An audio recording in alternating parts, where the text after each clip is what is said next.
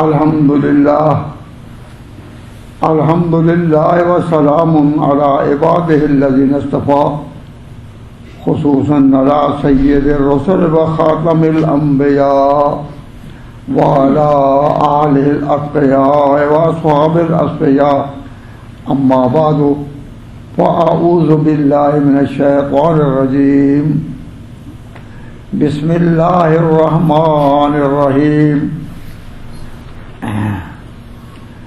وَكُلَّ إِنسَانٍ أَلْزَمْنَاهُ طَائِرَهُ فِي عُنُقِهِ وَنُخْرِجُ لَهُ يَوْمَ الْقِيَامَةِ كِتَابًا يَلْقَاهُ مَنشُورًا اقرأ كِتَابَكَ كَفَى بِنَفْسِكَ الْيَوْمَ عَلَيْكَ حَسِيبًا مَنِ اهْتَدَىٰ فَإِنَّمَا يَهْتَدِي لِنَفْسِهِ مَنْ ضَلَّ فَإِنَّمَا يَضِلُّ عَلَيْهَا وَلَا تَزِرُ وَازِرَةٌ وِزْرَ أُخْرَىٰ وما كنا معذبين حتى نبعث رسولا صدق اللہ مولانا العظیم. اللہ تبارک و تعالی جل شانہ فرماتے ہیں وَكُلَّ إِنسَانٍ اور ہر انسان کو الزمناہ ہم نے اس کے ساتھ ساتھ لٹکا دیا، اس کے ساتھ ساتھ اس کو لازم کر دیا طائرہ کہ اس کی بدقسمتی اس کو کہاں لے جا رہی ہے. یہ طائر کا لفظ عربی زبان میں مادہ کے لحاظ سے اس کے معنی ہیں پرندے کے. طائر کہتے ہیں طیرن ابابیل، جھنڈ کے جھنڈ پرندوں کے آئے تو فرمایا طیرن ابابیل ترمیہم. تو عربی میں طائر کے معنی ہیں پرندے کے. عربوں میں یہ ایک دستور تھا کہ پرندوں کے اڑنے سے وہ شگون لیتے تھے. مثلا وہ نکلے ہیں صبح، اپنے گھر سے نکلے ہیں اور گھر کے سین کے بعد یا گھر کے دروازے کے باہر، سین کے بعد ہو یا گھر کے دروازے کے باہر ہو، ایک کوا اڑ گیا. کوے اڑتے رہتے ہیں، اگر کوا اڑ گیا تو سمجھے کہ آج نوست ہے، نوست آئے گی. ہم جس کام کے نکل ہیں وہ کام نہیں ہوا. کیوں؟ کوا اڑ گیا آگے. ایک مقولہ مشہور چلا رہا تھا کہ جب کوا اڑ جائے، اذا کان الغراب دلیل قوم، جب کسی گروہ کے آگے آگے کوا اڑتا جائے، اذا کان الغراب دلیل قوم فیادہم طریق حالکین، تو آگے ہلاکت ہی ہلاکت ہے. اور اگر کوا نہ اڑے، اگر کوا نہ اڑے اور کوئی پرندہ اڑے جو کالا نہیں، جو نحوست کا نشان نہیں، تو سمجھے تھے کہ برکت ہو جائے گی. تو طائر کا لفظی معنی تو ہے پرندہ کا، لیکن یہ عنوان ہو گیا کہ جی تمہارا طائر کہاں ہے؟ ہمارا طائر تو یوں ہے، ہمیں تو یوں طائر ملا اور تمہیں یوں طائر ملا. تو پرندے کے اڑنے کو ہی اپنی بدقسمتی کا نشان سمجھتے تھے. تو اللہ تعالیٰ نے ان کے اسی محاورے پر ایک مسئلہ سمجھایا ہے. ہم یقین نہیں کرتے کہ پرندے کا اڑنا اسی کوئی حقیقت ہے، لیکن ایک رواج ان میں پڑ گیا تھا کہ وہ یہ سمجھتے تھے. تو اللہ تعالیٰ فرماتے ہیں کہ اب عربی زبان میں طائر کا معنی پرندے کے علاوہ یہ بھی ہوگا کہ قسمت کی جولانی، کہ بدشگونی. تو اب ہم باوجود ہے کہ یہ لفظ عربی کا ہے، اس کا لفظ عربی سے لے کر استدلال کرنے کی بجائے ہم اس محاورے سے استدلال کر رہے ہیں. اللہ تعالیٰ فرماتے ہیں وَكُلَّ إِنسَانٍ، اور ہر انسان کو الزمناہ طائرہ، اس کی بدقسمتی اسے گلے میں ڈال رکھی ہے. یہ ایک عجیب تعبیر ہے کہ جو بدقسمتی تم کہتے ہو پرندوں کی نہیں، یہ اللہ کی تقسیم سے ہے. مسلمان کا عقیدہ ہے کہ دنیا میں قسمت اچھی ہو یا قسمت بری ہو، دونوں کے پیچھے اللہ تعالیٰ کا اپنا ہاتھ ہوتا ہے، اور جب تک وہ نہ چاہے کوئی چیز ظہور میں نہیں آتی. تم یہ کیا گمان کیے بیٹھے ہو؟ تو اب فرمایا کل انسان، اس بات کو جان لو کہ ہر انسان کو الزمناہ، ہم نے ان کے ساتھ لٹکا رکھا ہے، ہم ان کے ساتھ ڈال رکھا ہے، اس کے گلے میں پہنا رکھا ہے طائرہ، اس کی بدشگونی اور اس کی قسمت کا فیصلہ. تو طائر کا معنی یہاں یہ کر رہے ہیں اس محاورے کی وجہ سے. تو فرمایا کہ یہ جو اٹھا رکھا ہے نا، گلے میں ڈال رکھا ہے، انسان کو نظر آتا ہے نہیں. تو انسانوں کو بتایا گیا کہ تم جو کچھ دنیا میں کرتے ہو، تمہارے تمام افعال، تمہارے تمام اعمال، تمہارے تمام کام لکھے جا رہے ہیں. اور وہ کہاں لکھے جا رہے ہیں؟ تمہارے پاس ہی وہ اعمال نامہ مرتب ہو رہا ہے. لیکن دکھائیں گے ابھی نہیں، دکھائیں گے ہم کہاں؟ وہ نخرج یوم القیامہ، قیامت کے دن ہم وہ نکال کر باہر کر دیں گے. اس وقت وہ تیار ہو رہا ہے.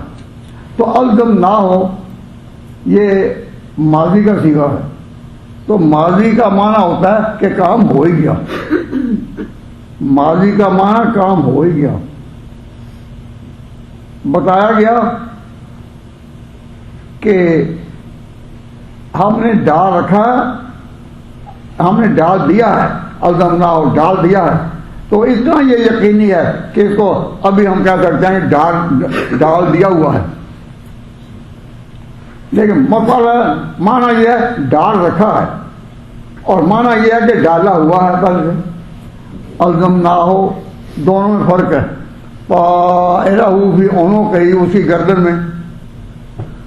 چیزیں کہاں لٹکائی جاتی ہیں؟ ہار کہاں پہنائے جاتے ہیں؟ چیزیں کہاں، ہار کہاں؟ یہ گلے میں تو ڈالے جاتے ہیں.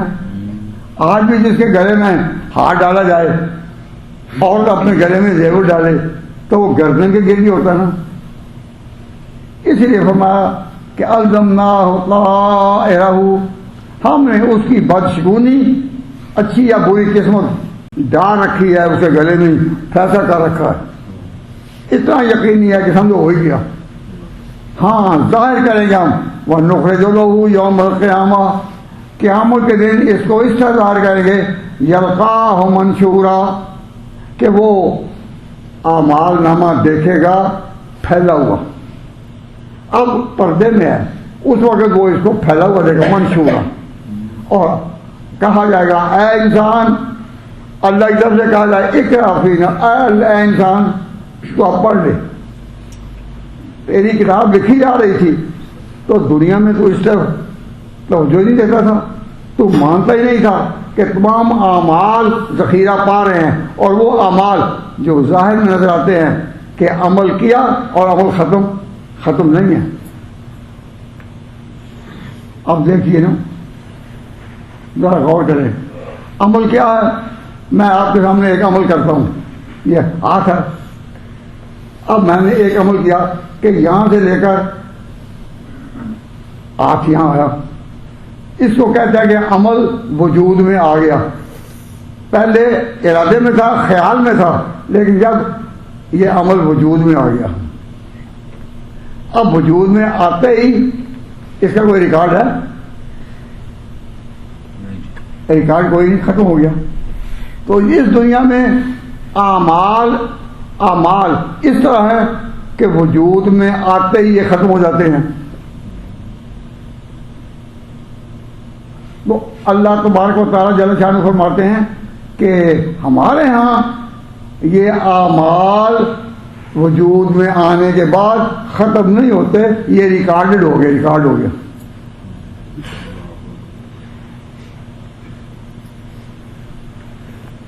کئی لوگ آج پڑھتے نہیں،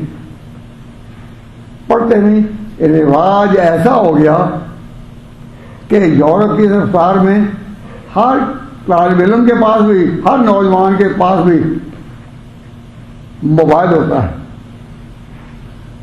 موبائل ہوتا ہے، اور جو بات آنے جانے والی ہو اور میسج ہو اس میں کہتے یہ پڑھ لو، یہ پڑھ لو. تو وہ لکھنے کی منزل سے موبائل کی منزل میں آ گئے ہیں. اب جب لکھنے کی جگہ، کتاب کی جگہ، تحریر کی جگہ لے لی ہے موبائل نہیں، تو پوچھنے والے پوچھتے ہیں کہ یہ قیامت کے دن وہ اعمال نامہ کتابی شکل میں ہوگا یا موبائل میں جس میں ہم عادی ہیں؟ ہم تو موبائل کے عادی ہیں، تو کیا ہر گلے میں موبائل لٹکتا ہوگا؟ جب وہ میدان میں آئیں گے کیا یہی ہوگا کہ ہمیں تو مشق اس بات کی ہے کہ انگلی کا اشارہ کیا اور لفظ وہاں آ رہے ہیں تو سطریں لکھی نہیں جا رہی.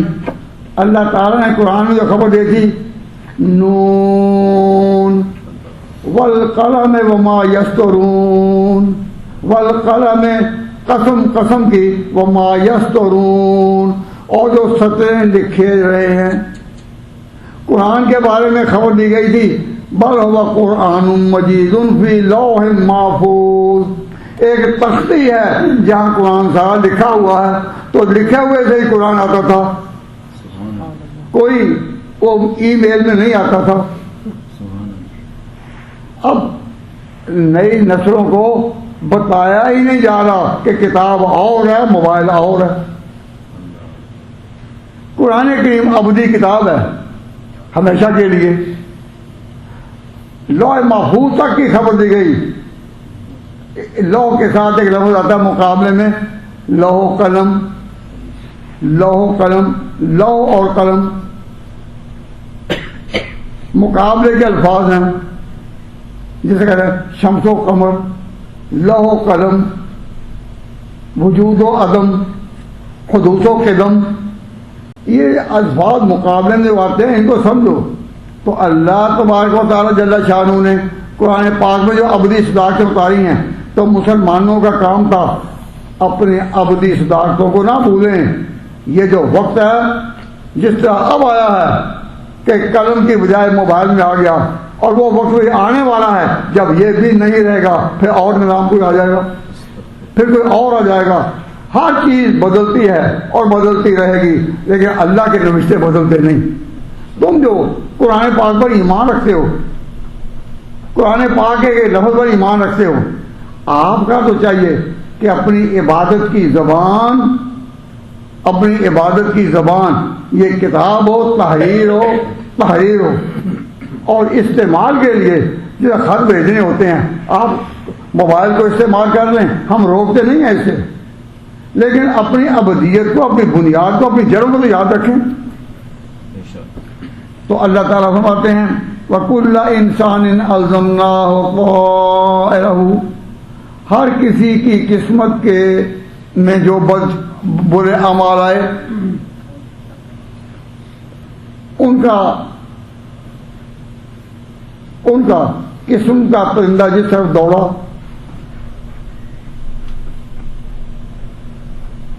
وہ فی انہوں کہیں اس کی گردن میں ہی وہ اعمال نامہ لٹکا ہوا ہے، گوشت کو نظر نہ آئے. ہم نے لٹکا رکھا ہے کرامن کاتبین، جو لکھنے والے ہیں وہ ہیں اندر کاتبین. یہ کہنا کہ نہیں اندر لکھنے والے نہیں موبائل والے ہیں، اللہ کہتا ہے کرامن کاتبین، وہ لکھنے والے ہیں. اب یہ ہمارا ایمان ہے. تو فرمایا ہم نے لٹکا رکھا ہے وَنُخْرِجُ لَهُ يَوْمَ الْقِيَامَةِ، اور قیامت کے دن اس کو لائیں گے کتاباً. اب میں کیا ترجمہ کروں کتاباً کا؟ موبائل؟ آپ کی تحریر اور آپ کا رواج کہہ رہا ہے کہ جواب میں کہیں گے موبائل. اللہ کہتا ہے کتاباً، تو کتاب اور موبائل میں یہی فرق ہے. یلقاہ منشورا، وہ کھلا ہوا پائے گا. اقرا کتابک، اب تو اپنا وہ اعمال نامہ پڑھ لے. تو اس اعمال نامے میں وہ عمل ہوگا. آپ حیران ہوں گے کہ وہ عمل کس طرح ہوگا. بھائی ہمیں علم نہیں ہے، اللہ جانتا ہے کس طرح ہوگا، لیکن عمل ہوگا. کیونکہ اللہ فرماتا ہے کہ دوسرے مقام وہ وجدوا ما عملوا حاضرا، وہ وجدوا ما عملوا کہ جو انہوں نے عمل کیا حاضر ہے. تو اعمال وجود میں آنے کے بعد فوراً ختم نہیں ہو جاتے. اللہ تعالیٰ چاہے تو اعمال اس طرح سامنے آئیں گے، وجود ان کا ختم نہیں ہوگا. اور عقیدہ رکھو کہ ان اعمال میں وزن بھی ہوگا اور وہ تولے جائیں گے. ہم اہل سنت والجماعت کی کتابوں میں یہ لکھا ہوا ہے کہ اس بات پر ایمان ضروری ہے، والوزن یومئذ الحق، والوزن یومئذ الحق، اعمال کا وزن ہونا اس دن یہ حق ہے. جو شخص اس کو نہیں مانتا وہ اہل سنت والجماعت میں سے نہیں ہے. والوزن یومئذ الحق، اور اعمال میں وزن آئے گا. یہاں اعمال میں وزن کیسے آتا ہے؟ سائنس والے کہتے ہیں کہ اعمال میں وزن آتا ہے کشش زمین سے. یہ جو زمین ہے، یہ جو زمین اللہ نے پھیلا رکھی ہے، اس کے اندر کش ہے، یہ کش زمین ہے.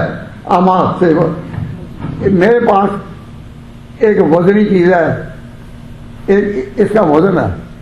اب میں بھی اس کو ہاتھ سے چھوڑتا ہوں تو یہ نیچے آئی ہے. یہ نیچے خود نہیں آئی، زمین کے اندر ایک کشی ہے، اس نے اس کو کھینچا.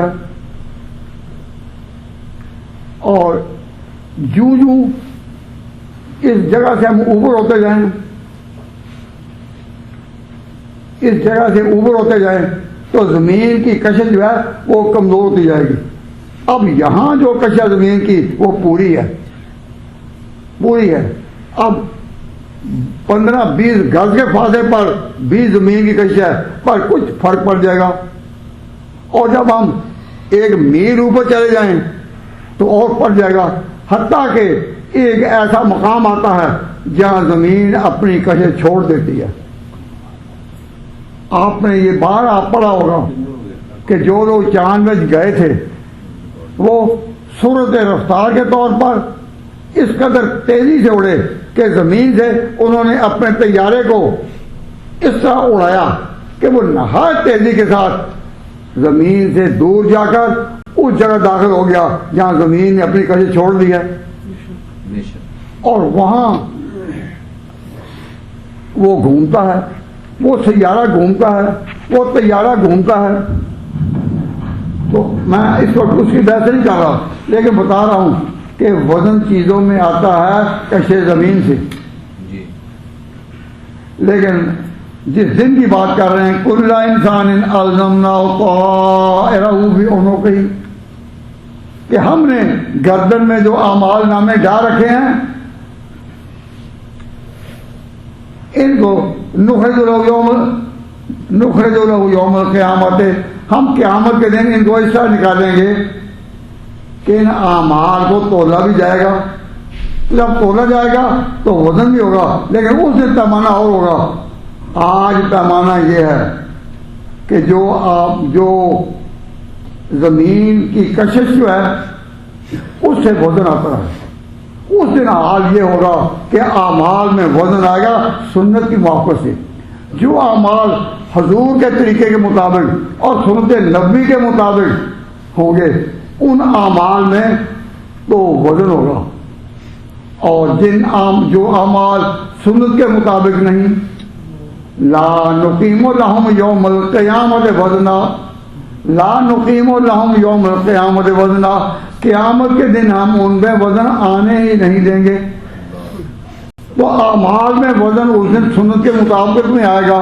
اس لیے تم اچھے اعمال کرو، اچھے اعمال کرو یا برے، یہ نہ سمجھو کہ وہ ہم نے اعمال اچھے یا برے ہم نے کر لیے ہیں. فرمایا کہ لا نقیم لہم یوم القیامت وزنا، قیامت کے دن انہیں وزن نہیں آئے گا. وزن آئے گا تو سنت کے موافقت سے. سنت میں وہ نور ہے، سنت میں وہ نور ہے کہ جس کی وجہ سے اللہ تبارک و تعالیٰ ان عملوں کو اٹھاتے ہیں۔ تو کسی اعمال میں اس کی رونق کو نہ دیکھو، اس کے شوق کو نہ دیکھو، اس کے ذوق کو نہ دیکھو، محمد مصطفیٰ کی ادا کو دیکھو، صحابہ کرام کے طریقوں کے انداز کو دیکھو۔ جب تک اعمال اس ڈھانچے میں نہیں ہوں گے جو ان کی اداؤں کے مطابق ہو، ان میں وزن آئے گا ہی نہیں۔ قرآن پاک میں صاف جب کہہ دیا گیا لا نقیم لہم یوم القیامۃ وزنا، تو ارشاد ہوا کل انسان، ہر انسان کو الزمنا ہو، ہم نے ڈال دی اس کے گلے میں اس کی بری قسمت، اور اس کو نکالیں گے قیامت کے دن ایک کتابی صورت میں۔ کس طرح؟ کھلی ہوئی کتاب، اقرا کتابک، آج پڑھ لے اپنی کتاب، کفا بنفسک اليوم علیک حسیبا، اب تیرا اپنا فیصلہ ہی کافی ہے۔ اس کتاب کو پڑھ لے تو خود یہ فیصلہ کر لے کہ تیرا انجام کیا ہوگا یا تیرا انجام کیا ہونا چاہیے۔ کفا بنفسک اليوم علیک حسیبا، کیا حساب ہے تو خود ہی فیصلہ کر لے۔ یہ معنی نہیں کہ اللہ نے فیصلہ ان کے سپرد کر دیا ہے، نہیں، فرمایا کہ اے انسان تیرا ضمیر خود بتائے گا کہ تیرا انجام کیا ہونا چاہیے، کسی اور فیصلے کی ضرورت نہیں، تیرا اندر خود بولے گا۔ تو انسان دنیا میں اگر اس عقیدے کے ساتھ رہے کہ وقت آئے گا کہ اندر خود بولے گا کہ میرا فیصلہ کیا ہے، تو اس کا حاصل یہ ہے کہ اللہ کی طرف سے کوئی بے انصافی نہیں ہوگی، کوئی بے انصافی نہیں ہوگی، تیرا اندر ابھی بولے گا کہ کیا ہے تیرا۔ تو فرمایا کفا بنفسک اليوم علیک حسیبا من اهتدی فانما یهتدی لنفسہ، جو کوئی راہ پا گیا یہ انما یهتدی لنفسہ، تو اپنے لیے راہ پایا۔ من ضل، اور جس نے راستہ چھوڑ دیا انما یضل علیہا ولا تزر وازرۃ وزر اخری، وہ دن وہ ہوگا کہ کوئی کسی کا وزن نہ اٹھا سکے گا۔ آج جس انسان کو بھی بوجھ تلے دبا ہوا دیکھو، آپ کہتے ہیں میں تمہاری مدد کر دوں، تو میں مدد کر دوں،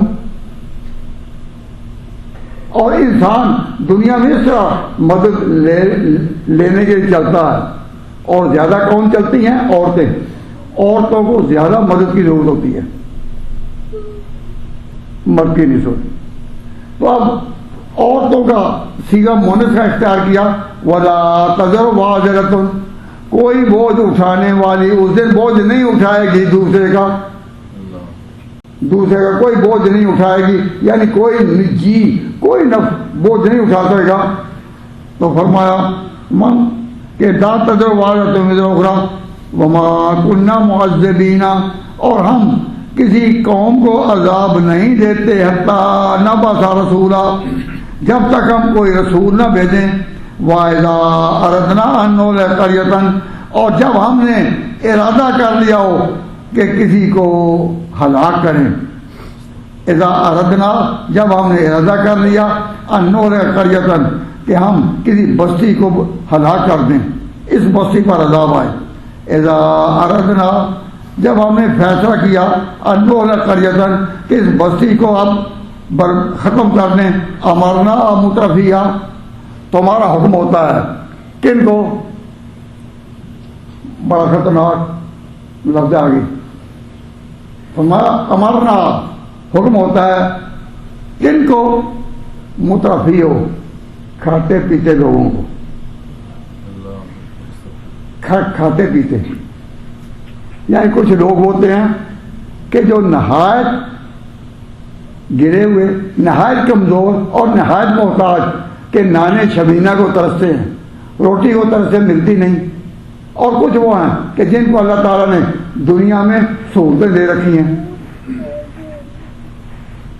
اس میں آپ عام دیکھیں کہ معیشت، زندگی اس ملک میں آپ کی کیسی ہے کہ الحمدللہ آپ میں سے ہر کوئی اپنے آپ کو کچھ نہ کچھ خوشحال سمجھتا ہے، اور اپنے ملکوں میں دیکھیں ہر جگہ ان پر جب غربت اترتی ہے تو وہ روٹی بھی کسی کو ملتی ہے اور کسی کو نہیں ملتی۔ تو اللہ تبارک و تعالیٰ جل شانہ فرماتے ہیں کہ جب ہم نے قوموں کو برباد کرنا ہوتا ہے، بستیوں کو ہلاک کرنا ہوتا ہے، تو پہلے ان لوگوں کو جو ذرا کھاتے پیتے ہیں وہ امر ہوتا ہے ان کو لا، اور یہ امر جو ہے یہ کیا ہے، اس کے لیے وضاحت کا وقت نہیں، موقع ملا تو اگلی بار انشاءاللہ کروں گا۔ امر کیا ہوتا ہے، یعنی اللہ مجبور نہیں کرتے، اس کا معنی تکوینی فیصلہ۔ یہاں امر بھی تکوینی ہے، اور وہ جو حکم ہے ہوا کہ تم ایسا کرو، یہ بھی تکوینی ہے۔ اللہ تعالیٰ امر کرتے ہیں کھاتے پیتے لوگوں سے، جن کا معیشت خوشحالی میں ہے، ان کو کہتے ہیں امرنا مترفیہ، ہمارا کچھ حکم ہوتا ہے۔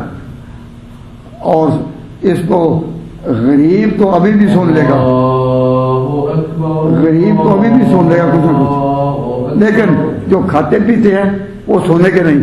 امرنا مترفیہ وہ سننے کے بعد اپنی اسی غفلت میں، اپنے اسی عروج میں، اپنے اسی مغالطے میں، اپنے اسی غرور میں۔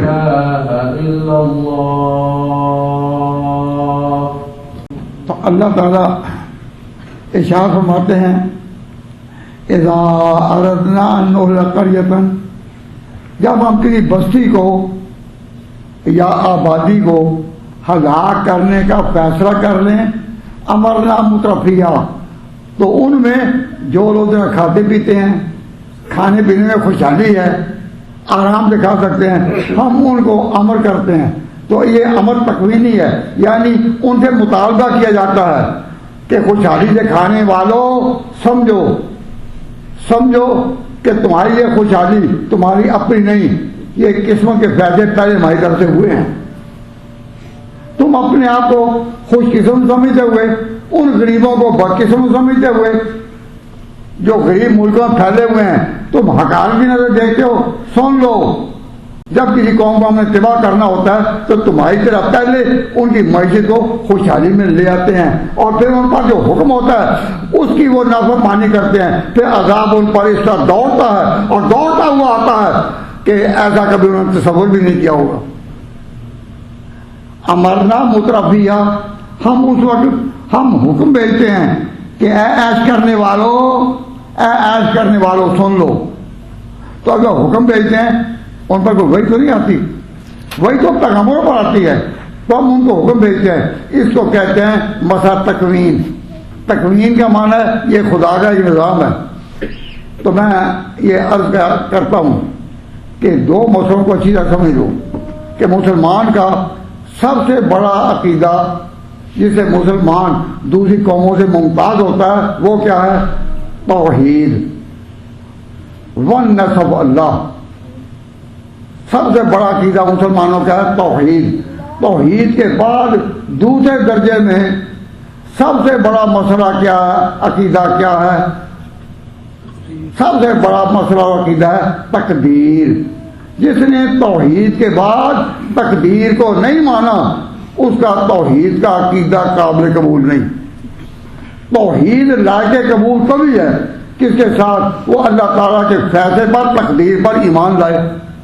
اب اللہ تعالیٰ جو فرماتے ہیں کہ ہم نے خوشحال لوگوں کو وہ حکم دیا کہ اب تم اپنی ذمہ داریاں سنبھالو، اگر انہوں نے نہیں سنبھالی امرنا مترفیہ، ہم نے تکوینی طور پر فیصلہ کیا کہ اب بھائی تم پر ڈالنی ہے۔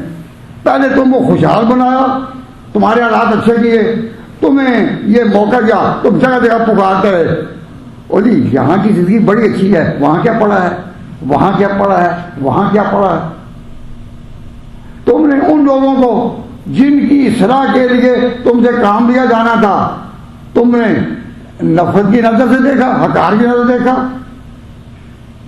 تو اللہ تعالیٰ فرماتے ہیں ہم نے حکم دیا امرنا مترفیہ، ہم نے حکم بھیج دیا مترفیہ عیش کرنے والوں کو، اچھی زندگی والوں کو، خوشحالوں کو، فوقا فیہا، انہوں نے پھر ہمارے حکم کی نافرمانی کر دکھائی، نہیں مانا۔ کبھی یہ حجت ہے کبھی وہ حجت ہے، بیٹھے کھا پی کر فارغ ہو کر بیٹھے، اور سوائے اس کے کہ اپنے غریبوں کے ملکوں کی حقارت، ان لوگوں کی تحقیر، وہ ایسے ہیں، وہ ایسے ہیں، ویسے ہیں. یہاں کے لوگ دیکھے ہیں وہ بڑے باصور ہیں، بڑے باصور ہیں. تو قوموں کو جو تم بھوجن کرتے ہو تو اس وقت دیکھو کہ اللہ تعالیٰ فرماتے ہیں کہ یہ تو ایک آزمائش تم پر ڈالی گئی، تمہاری سوچ کیا ہے. امرنا مترفیہ فغو کیا فق علیہ القول، تو اب ان پر ہماری بات پوری اتری. فدم برنا تدمیرا، ہم نے بستیوں کی بستیاں، آبادیوں کی آبادیاں اکھاڑ کر رکھ دی. پہلے کتنی بڑی بڑی قومیں دنیا میں آئیں لیکن ہم نے کیا کیا؟ تو اس کو عقیدہ توحید کے ساتھ، جب تک عقیدہ تقدیر پر ایمان نہ ہو کہ اللہ فیصلے تیرے ہیں.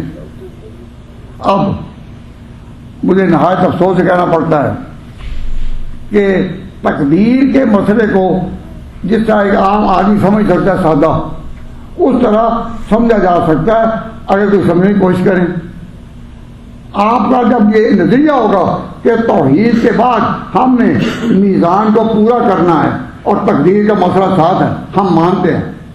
جب ہم کسی کو مسلمان کرتے ہیں تو اسے کہلاتے ہیں قدر ہی خیر ہی و شر ہی، تقدیر خیر ہی و شر ہی من اللہ، اچھی اور بری من اللہ، والقدر خیر ہی و شر ہی من اللہ، والبعث بعد الموت. کیا اس طرح تم اقرار نہیں کرتے تقدیر کا؟ اب وہ تقدیر کا اقرار کرنا، اس کو اس طرح سمجھنا کہ عام آدمی بھی اس میں کوئی بیسک تھنکنگ کے ساتھ اس پر ایمان رکھ سکے، یہ ہو سکتا ہے، کوئی مشکل نہیں. لیکن وہ تب ہے کہ کوئی سننے والا ہو. جب کوئی سننے والا نہیں، جب پوچھا جائے کہ توحید کے بعد کوئی ہے، کوئی چیز ہی نہیں ہے. تو میں آپ سے درخواست کرتا ہوں کہ آج تو میں وہ بیان نہیں کر رہا کیونکہ آج زیادہ وقت ہمارا، اور پہلے کچھ تلاوت میں اشارے ثواب کی نیتیں لگ گیا، اب اذان بھی ہو گئی ہے، وقت اپنی تنابیں سمیٹ رہا ہے. تو آپ کے سامنے خطرے کی ایک گھنٹی میں نے بجا دی ہے، کیونکہ یہ آیت آئی ہے، یہ آیت خطرے کی گھنٹی بجا رہی تھی کہ جن لوگوں کو ہم نے رزق میں خوشحالی عطا کی ان کے لیے ہمارا امر تکوینی طور پر آ چکا کہ سنبھلو تم نے اس زندگی کو، یہاں کی زندگی کو بہتر کہہ کر اپنی ساری قوم کو، سارے پورے ماضی کو اور دنیا میں پھیلے ہوئے ساری خدا کی کائنات کو تحقیق کی نظر دیکھا ان کو چلانے کے لیے. بولے یہاں جو ہے وہ کوئی ہے ہی نہیں. اب خطے کی گھنٹی سن لو یہ، اور جس کا دل چاہے ترجمہ والے قرآن مجید میں گھر جا کر دیکھے. اگر آپ اس کو جا کر دیکھیں گے کہ کس طرح اللہ تعالیٰ نے یہ خطے کی گھنٹی بجا دی ہے، تو اگر آپ اس پر غور کریں تو شاید آپ کو نیند بھی نہ آئے. کہاں آپ رہ رہے؟ تقدیر کے ساتھ پر ایمان ہمارا کس طرح ہے؟ اللہ اکبر. اور یہ میں اللہ تعالیٰ پر بھروسہ کرتے ہوئے عرض کرتا ہوں، اگر توجہ کے ساتھ آپ سنیں تو انشاءاللہ آدھ گھنٹے میں میں اس مسئلے کو اس طرح کا آپ کو بتا دوں گا کہ آپ اپنا ایمان توحید والا بچا سکیں، توحید کا عقیدہ اپنا بچا سکیں. اس طرح تقدیر کا پہلا اس پر ہو. توحید اور تقدیر کے برابر کے ساتھ چلتے ہیں. جس کا تقدیر کے بعد، توحید کے بعد تقدیر پر ایمان نہیں، وہ توحید پر صحیح معنی میں آیا ہی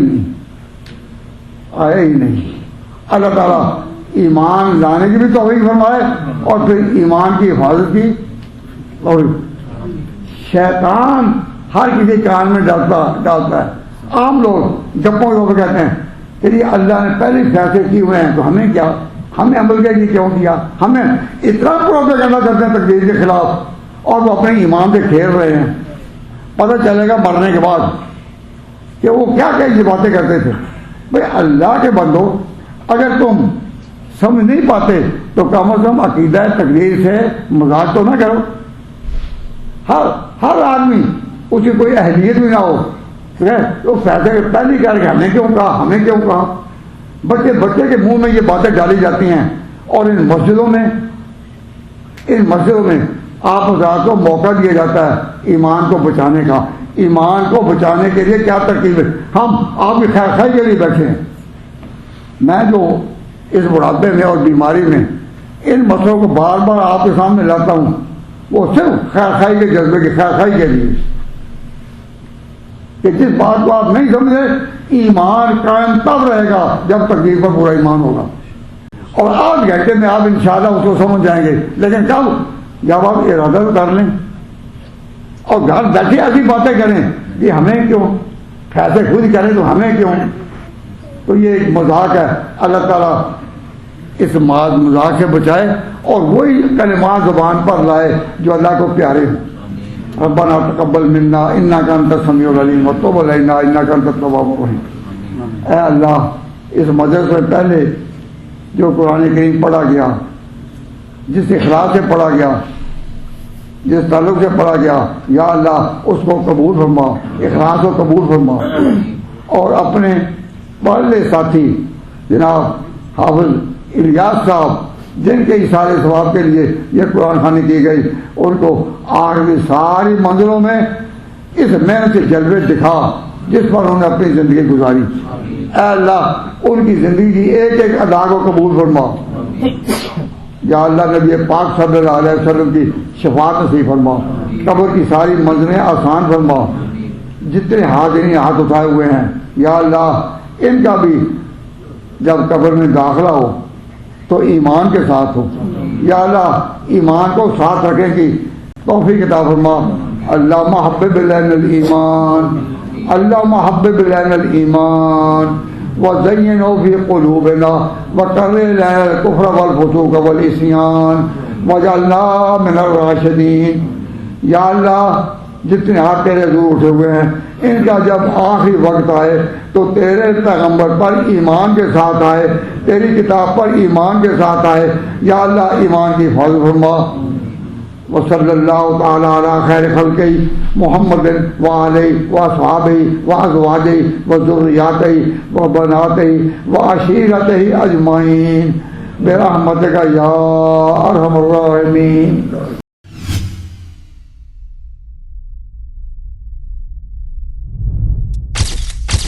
Message TV. This is your channel. This is your channel.